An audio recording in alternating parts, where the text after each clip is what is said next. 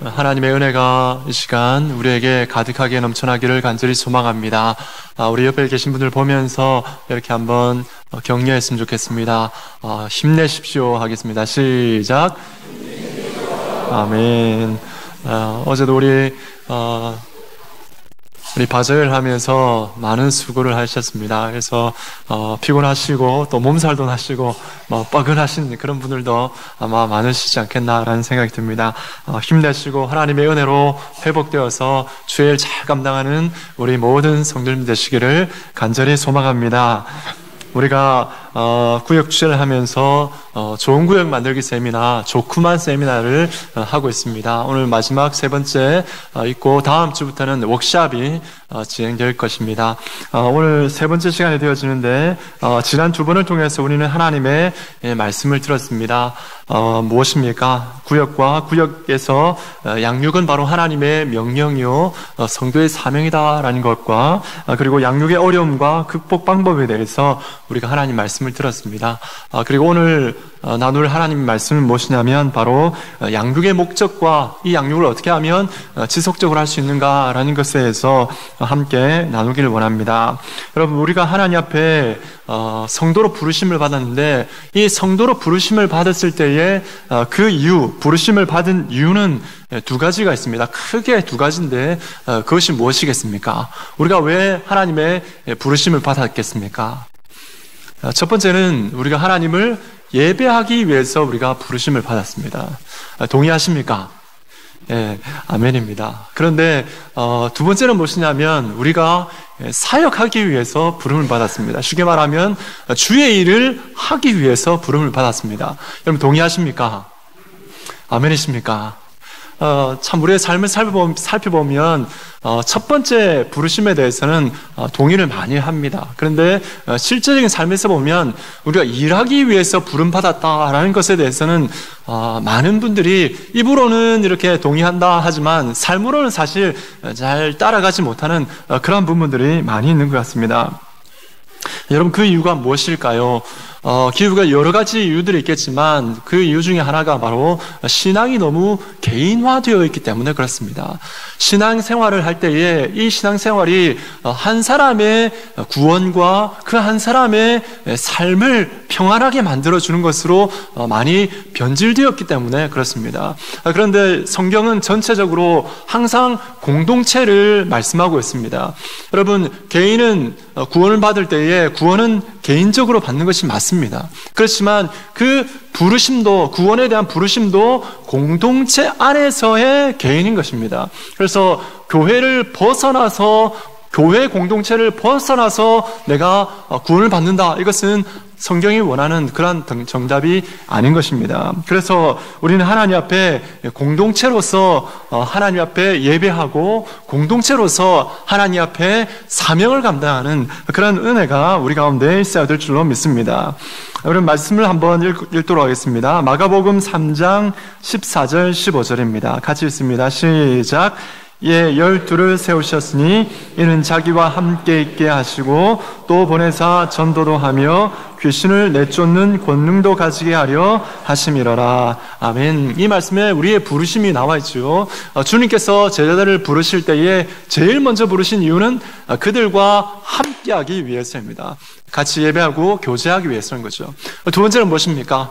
그들이 복음을 전하고 귀신을 내쫓는 권능도 있게 하기 위함이다. 이것은 바로 이 사명을 말하는 것이고 일하기 위해서 부르셨다라는 것을 말씀하고 있는 것입니다. 그렇기 때문에 여러분, 우리는 이 두 가지를 항상 강조해야 될 줄로 믿습니다. 예배만 강조해서는 안 되고요, 주님의 사명만을 또 강조해서는 안 될 것입니다. 주님과 함께 교제하면서 함께 예배하면서 또 그 가운데서 주의 일을 감당하는 그런 은혜가 우리 가운데 있어야 될 줄로 믿습니다. 여러분, 성도의 일은 무엇이겠습니까? 교회를 세우는 것이죠. 성도가 해야 될 일은 교회를 세우는 것입니다. 여러분, 교회는 건물이 아니라 사람, 그리스도를 믿는 사람들의 모임입니다. 그래서 교회를 섬긴다라는 것의 의미는 뭐냐면 사람을 살리고 사람을 키우고 그 가운데서 우리가 지금 하고 있는 양육을 해내는 것이 바로 교회를 세우는 것입니다. 그렇기 때문에 여러분, 우리 교회는 이 두 가지, 하나님을 예배하고 또 양육하는 이것을 위해서 우리가 예배에 중점을 두고 있고, 또 전체적으로 어떻게 하고 있습니까? 전반기에는 전도에 집중을 하죠. 전도에 집중해서 전도 행사를 합니다. 그리고 후반기에는 어떻게 합니까? 양육에 초점을 두고 있는 구역 축제를 하고 있습니다. 양대 산맥입니다. 그래서 이 두 가지 양대 산맥을 우리가 붙들고 교회가 진행되어지고 있습니다. 그래서 우리 하나님 앞에 나아갈 때 이 사명을 붙들고 나아가야 되고요. 우리가 좀 더 이렇게 깊이 들어가면 한 가지 질문을 여러분에게 드리고 싶습니다. 초대 교회 때에 양육이 이루어졌습니다. 많은 양육들이 이루어졌죠. 그런데 초대 교회 때 양육이 뛰어난 몇 사람에 의해서 양육이 일어났겠습니까? 아니면 양육이 모든 성도들의 보편화되어 있는 것이 양육이었겠습니까? 전자겠습니까? 후자겠습니까? 제가 정답을 말씀드려야 되겠죠. 첫 번째는 뛰어난 몇 사람에 의해서 되었겠습니까? 아니면 보통 성도들이 다 서로의 양육에 참여했겠습니까? 정답은 후자죠. 그래서 모든 보편적으로 성도를 양육하는 것은 뭐냐면 일반 성도들의 모든 성도들의 같이 해낸 보편적인 사역이었다라고 말씀드릴 수가 있습니다. 여러분, 그렇기 때문에 여러분, 하나님 앞에 이 사역에 대해서 우리는 회복해야 되는 그러한 삶이, 그러한 은혜가 우리 가운데 있어야 될 줄로 믿습니다. 왜냐하면 그 당시에 초대교회 때는 양육이라는 것이 사람 살리고 사람 키우는 것이 보편화되어 있었습니다. 그런데 지금 우리 한국교회와 또 우리 교회의 모습들을 살펴보면 이것이 어느 특정한 몇 사람에 의해서만 주도되어지는 것을 볼 수가 있습니다. 그렇기 때문에 여러분, 하나님 앞에 우리 이 모습을 놓고 함께 연구하고 기도하고 고치며 나아가야 될 줄 믿습니다. 여러분, 주일학교를 잘 살펴보고 가정을 한번 잘 살펴보십시오. 여러분, 성경에 주일학교가 있습니까? 없습니까? 성경에는 주일학교가 없습니다. 왜냐하면 자녀에 대한 양육이 어디에서 이루어졌냐면 가정에서 이루어졌기 때문에 그렇습니다. 그렇기 때문에 성경에는 주일학교가 없습니다. 그런데 시간이 지나면서 부모가 자녀를 양육할 시간 없고 또 그 다음에 또 어려움들이 있었기 때문에 어떻게 되냐면 교회에 계속 위임을 하고 일임을 하게 된 것입니다. 그러다 보니까 주일학교가 형성이 된 것이죠. 그렇기 때문에 여러분, 하나님 앞에 우리의 삶을 살펴볼 때에 양육이라는 것이 또 전도와 또 양육이 두 가지가 정말 초대교회 때는 보편적이었지만 시대가 지나면서 이것이 어느 몇 사람, 특정한 사람에게만 집중되어 있다라는 것을 우리는 알게 되는 것입니다. 그렇기 때문에 여러분, 우리 자녀들뿐만 아니라 장년의 전도도 마찬가지고 장년의 양육도 마찬가지입니다. 그렇기 때문에 여러분, 하나님 앞에 우리의 모습들을 좀 바로잡아야 될 그런 은혜가 정말 필요한 그런 상황 가운데 우리가 있다라는 것을 말씀드리고 싶습니다. 초대교회 때에 사도들과 또 집사님들 또 몇몇 사람들이 양육을 굉장히 주도적으로 일을 했습니다. 그런 건 맞지만 그들도 사람이었기 때문에 한계가 있는 것입니다. 성경은 어떻게 말씀하고 있냐면 이렇게 말씀하고 있습니다. 사도행전 2장 42절입니다. 우리 함께 읽겠습니다. 시작. 그들이 사도의 가르침을 받아 서로 교제하며 떡을 떼며 오로지 기도하기를 힘쓰니라. 아멘. 우리가 잘 아는 말씀이죠. 그들이 사도의 가르침을 받아 서로 뭐 했죠? 교제하며 그 다음에 떡을 떼며 오로지 기도하기를 힘썼다라고 되어 있습니다. 떡을 뗐다는 것은 함께 음식을 먹었다라는 의미가 되겠고, 그 다음에 오로지 기도하기를 힘썼다는 것은 기도에 힘썼다는 것이겠죠. 그렇다면 여러분, 서로 교제했다라는 것은 어떤 의미가 될까요? 사도의 가르침을 받아서 서로 교제했다라고 되어 있는데 어떤 교제를 나눴을까요? 이 부분에 대해서는 좀 많이 생각을 좀 하실 필요가 있다라는 생각이 듭니다. 왜냐하면 이 교제 속에는 우리가 서로 친교를 나누는 친교가 될 수도 있습니다. 그리고 그 가운데는 또 말씀을 나누면서 서로의 일상에서의 어려움들을 함께 나누고 서로 격려하면서 일어나는 그런 은혜를 나누는 일들도 있었을 것이고, 그 가운데서 어려움 당하는 형제 자매를 돕는 그런 일들도 있었을 것입니다. 그리고 가르침이 필요한 사람은 어떻게 할까요? 그 교제를 통해서 하나님 말씀을 가르치는 것이죠. 이 모든 것을 합치면 뭐가 되겠습니까? 바로 사람을 살리고 사람을 키우는 양육이 이루어진 것입니다. 그래서 주님 안에 사도의 가르침을 받아서 서로 교제했다라는 것은 그 깊은 의미로 들어간다면 그것은 바로 그 가운데서 양육이 이루어졌다라는 것입니다. 여러분, 이것은 예루살렘 교회의 모습입니다. 그렇다면 여러분, 사도행전에 나오는 사마리아 교회는, 여러분, 그 뒤에 나오는 사마리아 교회는 어떻게 됐을까요? 사마리아 교회를 우리가 살펴보기를 원하는데, 여러분, 스데반의 순교로 말미암아서 예루살렘에 큰 핍박이 있었습니다. 이 핍박으로 말미암아서 성도들이 막 흩어지게 되었죠. 사도들 외에는 다 흩어지게 되었습니다. 그런데 신기하게도 그 흩어진 성도들이 가는 곳곳마다 무엇을 했냐면 복음의 말씀을 전했습니다. 그래서 그 흩어진 사람들 중에 빌립 집사님이 이 사마리아를 가게 됐죠. 그래서 사마리아 가운데에 빌립 집사님이 복음을 전했는데 엄청난 열매를 맺어준 것입니다. 많은 기적들도 일어나게 되어지고 하나님 말씀을 듣고 회개하는 역사, 예수님을 믿게 되는 역사들이 있게 되었습니다. 그 소식을 예루살렘 교회 사도들이 들었습니다. 그래서 두 사람을 파송합니다. 누구를 파송하냐면 베드로와 요한을 파송합니다. 이 두 사람이 사도가 가서 그들을 양육했겠죠. 그들에게 하나님 말씀을 가르쳤을 것입니다. 근데 성경에 보니까 어떻게 되어 있습니까? 그 양육이 어느 일정 시간 이루어지고 그들은 다시 어디로 갔습니까? 예루살렘 교회로 돌아갔습니다. 그 다음에 여러분, 그들에게 복음을 전했던 빌립 집사님은 어떻게 됐습니까? 성경에 보니까 에디오피아 내시를 전도하기 위해서 성령님께서 어디로 이끌어 가십니까? 광야로 이끌어 가시죠. 그들에게 복음을 전했던 집사님 빌립도 갔습니다. 그리고 그 가운데 그들을 양육했던 사도들도 갔습니다. 그러면 남아있는 이 사마리아 교회는 여러분 어떻게 그들에게 양육이 이루어지고 그들을 돌보는 일들은 어떻게 이루어졌겠습니까? 어떻게 이루어졌을까요? 예루살렘 교회와 똑같겠지요.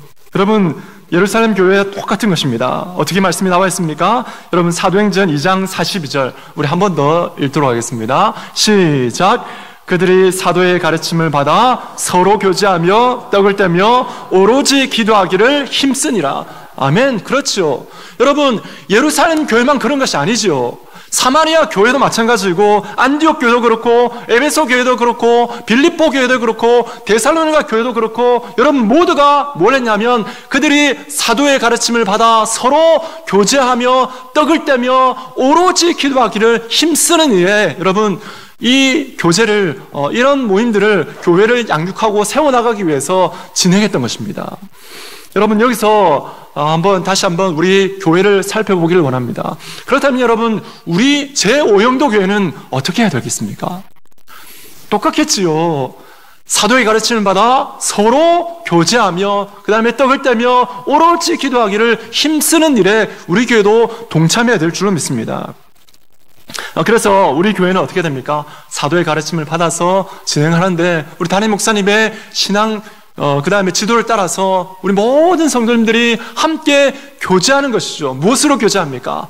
받은 말씀을 가지고 서로 풍성하게 교제를 나누고 그 가운데서 서로 음식을 먹으며 또 친교를 나누며 그 가운데서 오로지 기도하기를 위해서 힘쓰는 그런 일들이 우리 가운데 있어야 될 줄로 믿습니다.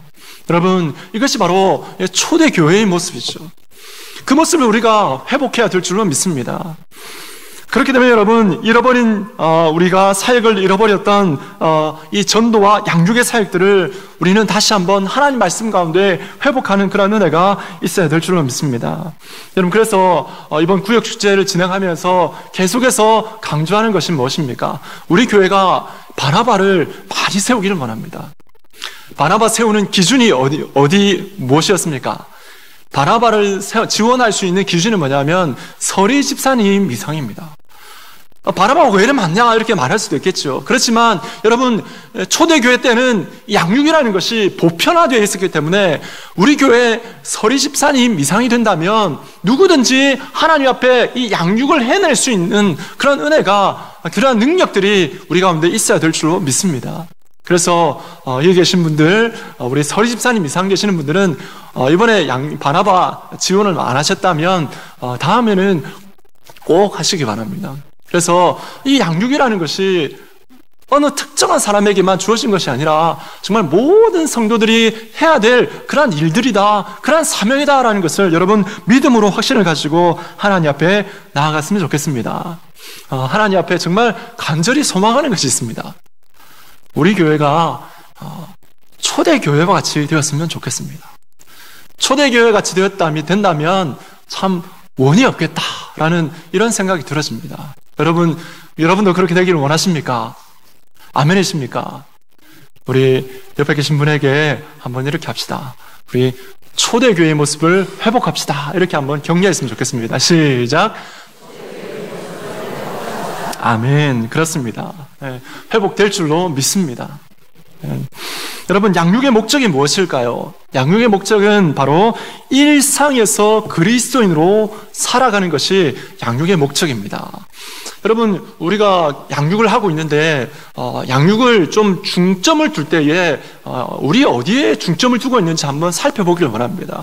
많은 부분에 있어서 양육의 초점이 어디에 있냐면 교회 생활을 잘 할 수 있도록 하는 것이 양육의 초점으로 되어 있습니다. 그런데 더 중요한 것은 무엇이겠습니까? 교회 생활과 일상생활이 무엇을 해야 되겠습니까? 서로 조화를 이루어야 되겠죠. 교회 생활을 강조하지만 또 일상생활도 역시 중요한 것입니다. 어떻게 보면 일상생활 가운데의 삶이 우리 성도들의 더 많은 시간을 가지고 있기 때문에 여러분, 이 두 가지가 조화되지 않는다면, 어느 한쪽만 강조된다면 우리 신앙은 불균형이 이루어지게 될 것입니다. 그래서 이 양육의 목적은 무엇이냐면 교회 생활도 잘해야 되겠지만 그 가운데서 우리가 일상에서의 삶이 정말 신앙으로서, 믿음으로서 바르게 살아가는 그런 삶이 우리 가운데 있어야 되는 줄로 믿습니다. 여러분, 하나님 말씀을 같이 읽겠습니다. 사도행전 2장 46절입니다. 같이 읽겠습니다. 시작. 날마다 마음을 같이하여 성전에 모이기를 힘쓰고 집에서 떡을 떼며 기쁨과 순전한 마음으로 음식을 먹고. 아멘. 성전에서 모이기를 힘썼습니다. 이것은 교회를 의미하죠. 교회에 모이는 것을 힘썼습니다. 그 다음에 집에서 떡을 떼며 기쁨과 순전한 마음으로 음식을 먹었다. 집이죠. 이것은 바로 일상에서의 삶을 말하는 것입니다. 그래서 초대교회는 하나님 앞에 전체로 모이고 그 다음에 각 가정에서 함께 모여서 때로는 한 가정, 때로는 두 가정, 때로는 여러 가정이 함께 모여서 하나님을 찬미하고 서로 교제 나누고 그 가운데서 하나님의 앞에 또 말씀을 가지고 서로 나누는 그런 일들이 일어나는 것이죠. 그래서 초대교회의 양육은 교회 안에서 이루어졌는데 그것은 장소가 바로 어디였냐면 가정이었습니다. 그리고 길거리였습니다. 그리고 장터였습니다. 이런 곳에서 일상의 삶에서 이 양육이 이루어지게 된 것입니다. 하나님 앞에 우리는 그러한 믿음을, 그러한 삶을 우리는 회복하고 믿음으로 기도해야 될 줄 믿습니다. 여러분, 그래서 이런 일상에서의 삶을 믿음으로 살아가는 삶으로 열심히 살아갔더니 사도행전을 보니까 어떻게 되냐면 세상이 소동하는 그러한 일들이 일어났다라고 기록되어 있습니다. 여러분, 사도행전에 많이 나오는 단어 중에 하나가 바로 이 소동하다라는 것입니다. 소동했다. 많이 이렇게 일어났다라는 것이죠. 혼란이 일어나고 그 가운데서 야단법석 같은 그런 일들이 일어난 것이죠. 그런데 이 소동했다라는 것을 살펴볼 때에 성도들이 믿음의 삶을 살았더니 그 세상이 소동하는 그런 일들이 있게 된 것입니다. 사도행전 2장 6절 말씀해 보면 이 소리가 나매 큰 무리가 모여 각각 자기의 방언으로 제자들이 말하는 것을 듣고 소동하여 라고 되어 있죠. 성령의 강림하심이 어디에서 이루어졌습니까? 성전에서 있었습니까? 성령의 강림하심 사건은 어떻게 이루어졌습니까? 어디에서 이루어졌습니까? 바가 다락방이죠. 집에서 이루어졌습니다. 가정에서 이루어졌습니다. 사도행전 12장 18절 말씀에 보면 날이 새매 군인들은 베드로가 어떻게 되었는지 알지 못하여 적지 않게 소동하니, 이 군인들이 소동을 했습니다. 사도행전 18장 7절 말씀에 무리와 업장들이 이 말을 듣고 소동하여, 무리와 업장들이 소동을 했죠. 사도행전 19장 23절 그때쯤 되어 이 도로 말미암아 적지 않은 소동이 있었으니, 이 도는 무엇입니까? 이 복음이죠. 예수 그리스도의 이 복음의 도가 전해졌을 때에 소동이 일어난 것이죠. 사도행전 21장 30절 온 성이 소동하여 백성이 달려와 모여 바울을 잡아 성전 밖으로 끌어나가니 문들이 곧 닫히더라. 온 성이 바울과 그 일행으로 말미암아서 소동했다라고 말씀하고 있는 것입니다. 온 성이 소동하고 무리와 업장들이 소동하고 군인들이 소동하고, 그 가운데 마을 전체가 이렇게 들썩들썩하는 그런 일들이 있었던 것입니다. 여러분, 히브리서 11장을 우리가 믿음장이라고 하죠. 믿음의 선진들의 삶이 막 나오게 되어 있습니다. 그런데 그 믿음의 선진들의 모습들을 보면 그들이 어느 특별한 능력을 가진 그런 사람들이 아니라 우리와 동일한 그러한 성정을 가진 사람들입니다. 우리와 같이 연약한 사람들입니다. 그런데 그들이 교회생활 뿐만 아니라 일상에서 믿음으로 살아갔더니 어떻게 되었습니까? 그 11장 마지막에 그들의 삶을 정리하면서 한마디로 평가를 하는데 이렇게 평가를 합니다. 히브리서 11장 38절 말씀입니다. 같이 읽겠습니다. 시작. 이런 사람은 세상이 감당하지 못하느니라. 아멘. 그렇습니다. 여러분, 일상의 삶 가운데서 믿음으로 살았더니, 믿음으로 하나님의 말씀을 순종했더니 정말 세상이 감당치 못하는 그러한 소동들이 일어났다라고 말씀하고 있는 것입니다.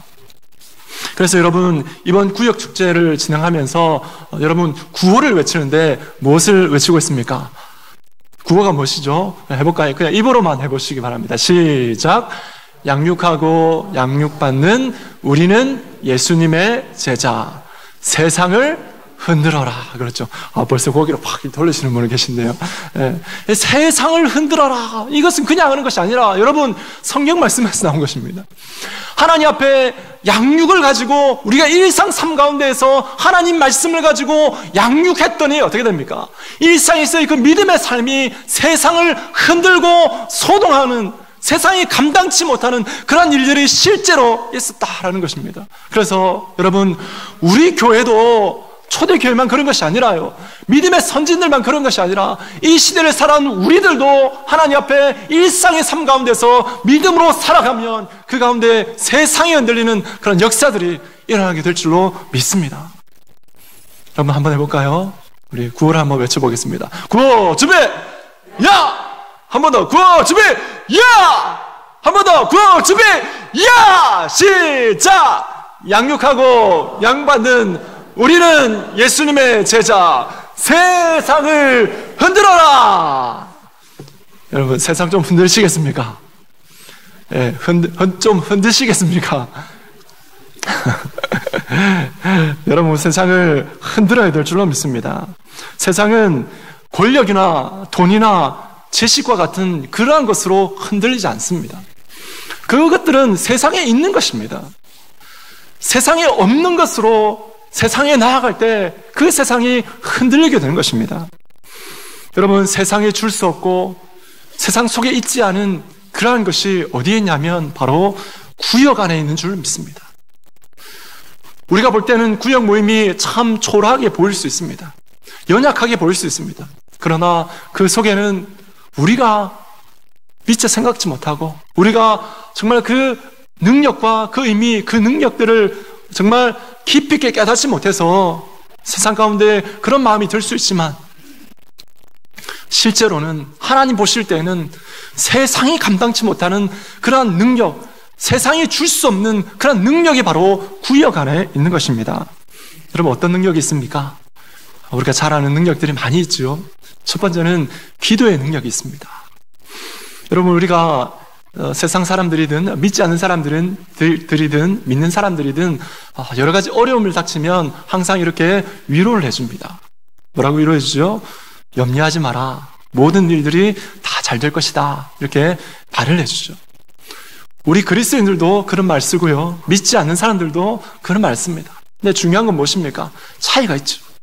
전제 자체가 다른 것이죠. 믿지 않는 분들이 걱정하지 마, 모든 일들 잘 될 거야 라고 말할 때 그 의미는 무엇입니까? 세상이 가지고 있는 지혜, 세상이 가지고 있는 능력, 세상이 가지고 있는 경험, 세상이 가지고 있는 돈과 권력과 이런 힘들을 통해서 너의 삶이 좀 더 나아질 거야. 내게 있는 것으로 내가 가진 능력을 가지고 날 도와줄게. 그러니 아무것도 염려하지 마. 잘 될 거야. 이렇게 말하는 것이죠. 그런데 여러분, 세상이 그 능력을 다 줄 수 있습니까? 그의 삶의 그 근심거리를 해결해 줄 수 있습니까? 해결해 주지 못합니다. 근본적인 문제도 해결해 주지 못합니다. 그래서 중요한 것은 무엇입니까? 그런데 중요한 것은 그러한 격려의 말, 그런 말만 들어도 사실은 어떻게 됩니까? 마음이 포근해지죠. 위로를 얻습니다.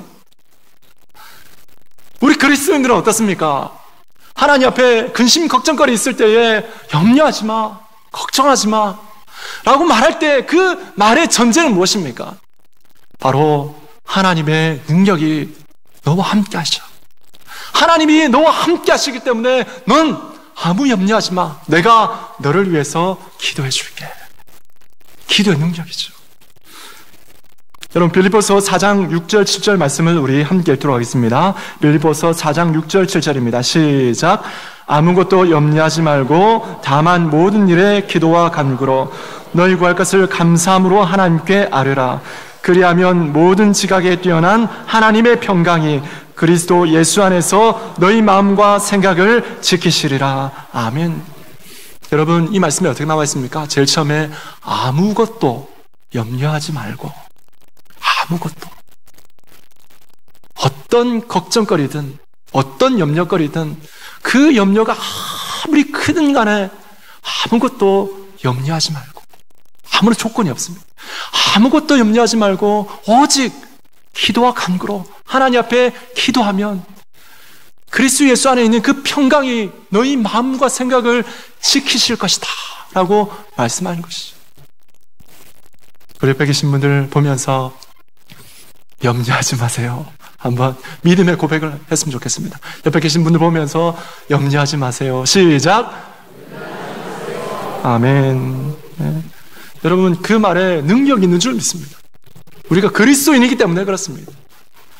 이것은 바로 하나님께서 우리 성도들에게만 주신 능력인 줄 믿습니다. 세상이 결코 따라할 수도 없고 줄 수도 없는 것이 바로 기도의 능력인 것입니다. 사도행전에 보니까 이 기도의 능력으로 병든 자들이 낫게 되어지고 귀신 들린 자들이 온전하게 되어지고 마음의 치유가 일어나고 옥문이 열려지는 그런 놀라운 역사들이 일어나는 것을 볼 수가 있는 것입니다. 여러분, 두 번째 능력은 무엇이겠습니까? 두 번째는 복음의 능력이죠. 여러분, 인간이 가진 여러 가지 절망들이 있습니다. 많은 절망들이 있죠. 어떤 절망들이 있습니까? 외모에 대한 절망도 있습니다. 살이 안 빠지는 거죠. 외모에 대한 절망, 그 다음에 직장에 대한 절망, 가족에 대한 절망, 결혼에 대한 절망, 그 다음에 또 어떤 절망들이 있습니까? 성격에 대한 절망, 심리적 불안에 대한 절망, 이런 절망들이 우리에게 많이 있습니다.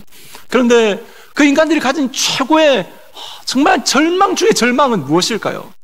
죄로 인한 바로 죽음과 그 죽음을 말미암아서 우리가 지옥의 고통을 당할 수밖에 없는 하나님의 심판에 대한 절망입니다. 최악의 이 절망을 해결해 줄 수 있는 유일한 방법이 무엇입니까? 바로 복음인 것입니다. 이 사실을 여러분 믿으십니까? 인간이 당할 수 있는 가장 최악의 그 절망 가운데 그 절망 속에서 건져낼 수 있는 능력이 바로 복음의 능력이고 그 복음의 능력이 바로 우리 성도들에게 우리 구역 안에 우리 교회 안에 그 능력이 있다라는 것입니다. 말씀을 보겠습니다. 로마서 1장 16절 말씀을 같이 읽겠습니다. 로마서 1장 16절입니다. 시작. 내가 복음을 부끄러워하지 아니하노니 이 복음은 모든 믿는 자에게 구원을 주시는 하나님의 능력이 됩니다. 먼저는 유대인에게요 그리고 헬라인에게로다. 아멘. 그렇죠. 유대인이든 헬라인이든 하나님을 믿는 사람이라면 누구든지 이 하나님의 복음의 능력을 가지고 있다라는 것입니다. 여러분, 그렇기 때문에 이 복음의 능력을 가지고 있는 사람들, 바로 우리들은 이 세상의 그 어떤 능력보다 강력한 능력을 가지고 있습니다. 여러분 믿으십니까? 그렇다면 옆에 계신 분에게 한번 다시 격려하겠습니다. 대단한 능력을 가지셨네요. 시작. 아멘, 아멘. 그렇습니다. 여러분 참 대단한 능력을 가지고 계신 분들입니다. 세 번째 능력은 어떤 무엇이냐면 사랑의 능력입니다. 사랑은 치유이지요. 여러분 일반 상담에서 치유 사역을 많이 하고 있습니다. 요즘 그런 상담을 통해서 치유하는 일들이 많이 일어나죠. 근데 일반 상담에서 어떻게 치유가 이루어집니까? 그 사람의 말을 들어주고 경청해주고 그 사람의 말에 대해서 공감을 해주고 그 다음에 그 사람에 대해서 격려해 줄 때 그 사람의 심리적인 여러 가지 질병들이 고쳐지는 일들이 일어나게 되는 것입니다. 우울증이나 대인기피증이나 공황장애와 같은 이러한 질병들이 그 사람의 말을 들어주고 공감해주고 격려해주기만 해도 어떻게 됩니까? 해결되는 일들이 일어나는 것이죠. 그런데 근본적인 마음의 또 영혼의 그 문제는 해결되지 않겠지만 실제로 그런 위로들이 실제로 일어나고 있습니다. 하지만 그리스도 안에 있는 우리 교회 안에 있는 성도들에게 또 우리 교회 안에 들어오게 되면 어떤 일들이 어떤 치유가 일어나게 됩니까? 전인 치유가 일어나게 되죠. 우리의 육신과 우리의 영혼과 우리의 정신까지 다 치유되어지는 전인적인 치유가 바로 교회 안에 이루어집니다. 왜냐하면 교회 안에 바로 하나님의 사랑이 있기 때문에 그렇습니다. 하나님의 사랑은 바로 약입니다.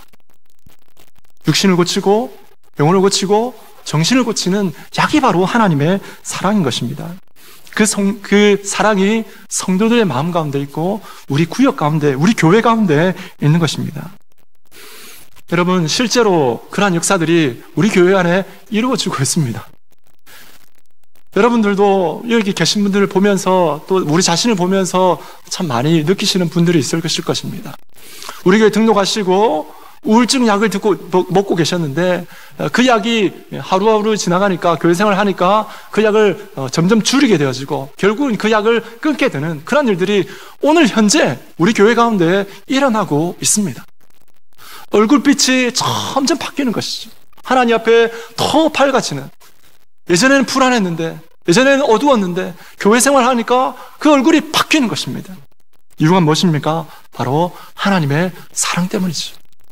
우리 하나님 말씀을 볼까요? 요한 1서 4장 16절 말씀을 우리 같이 읽겠습니다.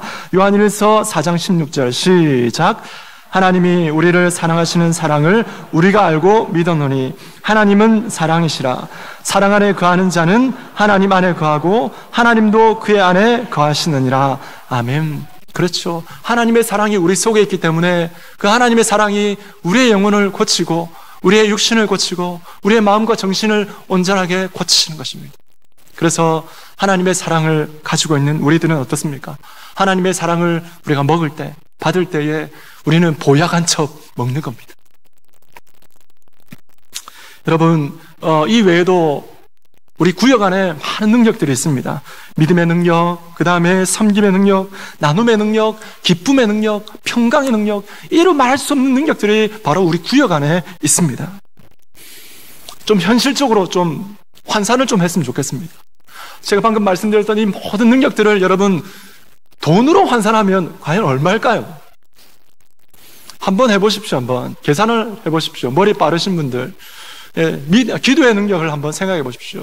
기도했더니 병이 나았습니다. 기도했더니 자녀가 결혼을 했습니다.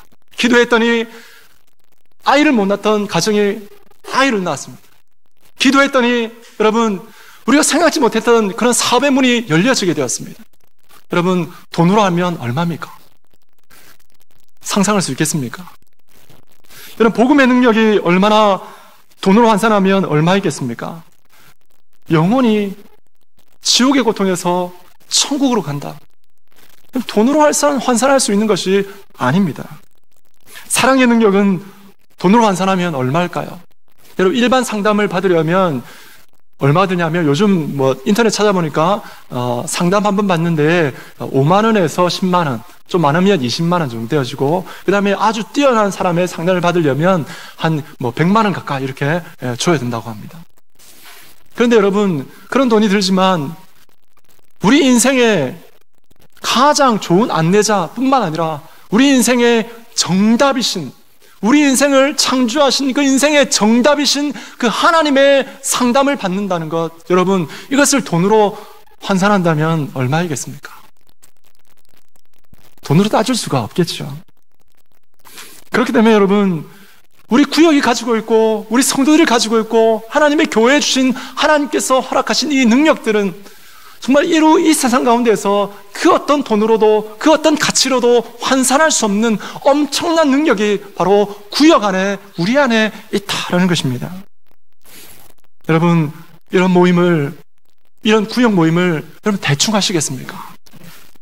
이런 구역 모임을 우리의 우선순위에서 뒤로 미루시겠습니까? 이런 좋은 모임을, 이런 능력 있는 모임을 여러분 다른 사람에게 소개시켜 주지 않으시겠습니까?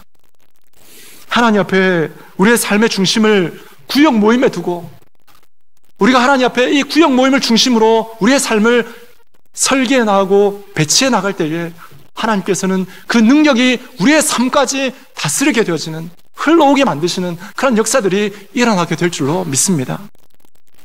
여러분, 우리는 하나님 앞에 믿음으로 이 구역을, 우리 구역을 회복시키는 그런 은혜가 우리 가운데 있어야 될 줄 믿습니다. 회복시키고 유지시키고 더 발전시켜 나가야 되겠죠.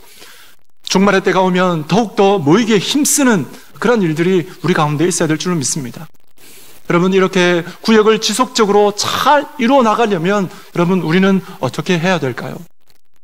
두 가지를 말씀드리고 싶습니다. 첫 번째는 무엇이냐면, 같이 한번 따라했으면 좋겠습니다. 구역의 핵심 가치를 상실하지 말아야 됩니다. 아멘. 여러분, 구역에 핵심 가치가 있습니다. 이 핵심 가치를 잃어버리면 안 됩니다.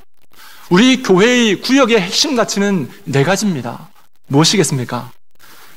첫 번째는 말씀의 나눔이죠. 두 번째는 뜨거운 뭡니까? 기도가 되겠죠. 세 번째는 사랑의 나눔입니다. 네 번째는 무엇일까요? 영혼 전도와 양육입니다.